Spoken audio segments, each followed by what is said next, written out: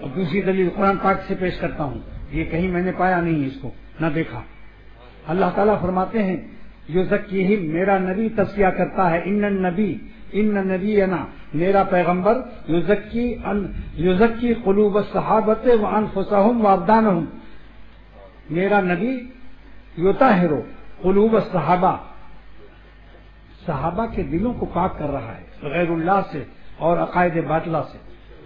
Number 2، یطہر نفوسہم عن الاخلاق الرذیلہ، اخلاق رذیلہ سے ان کے نفوس کو پاک کر رہا ہے۔ اور ابدان، یطہر ابدانہم، صحابہ کے بدن کو بھی پاک کرتا ہے نجاستوں سے اور برے اعمال سے۔ تو میرا پیغمبر 3 قسم کی طہارت دیتا ہے، جس مجموعے کا نام تزکیہ نفس ہے۔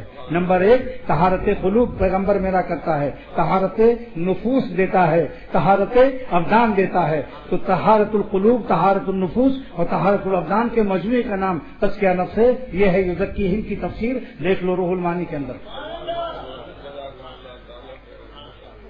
اور دوسری آیت میں اللہ تعالیٰ فرماتے ہیں کہ ولولا فضل اللہ علیکم ورحمتہ، اگر اللہ کا فضل و رحمت نہ ہوتا ہے صحابہ، ما زکا منکم من احد ابدا، تو تم میں سے کوئی کبھی پاک نہ ہوتا۔ میرا فضل ہے جس سے تم پاک ہوئے ہو۔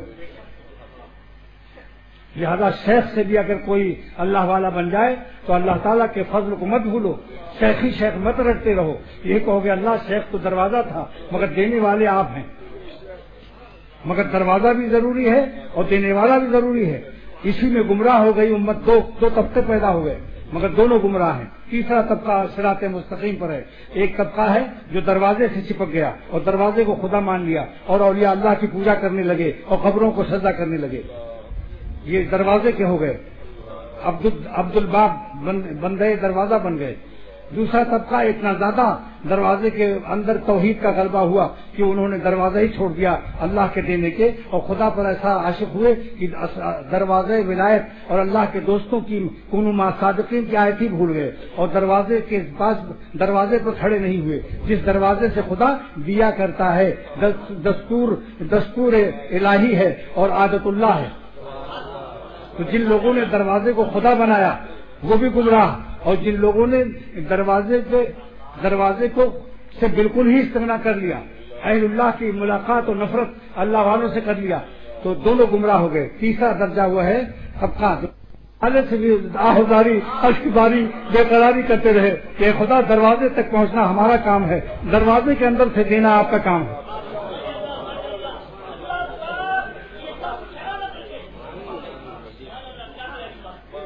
تو 2 گمراہ طبقے اس امت میں پیدا ہوئے۔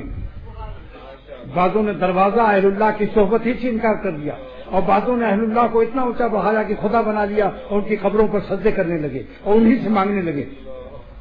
دونوں گمراہ ہیں، دونوں کا حق ادا کرو، دروازے کا بھی ادب کرو، دروازے کے اندر سے جو دینے والا ہے اس سے بھی رابطہ رکھو، اور دروازے کی پیمائش بھی مت کرو، کسی کی حقیقت مت کرو کہ یہ چھوٹا ولی ہے وہ بڑا ولی ہے۔ اتنا دیکھ لو کہ دروازے سے پیچھے سے اس کا رابطہ ہے یا نہیں۔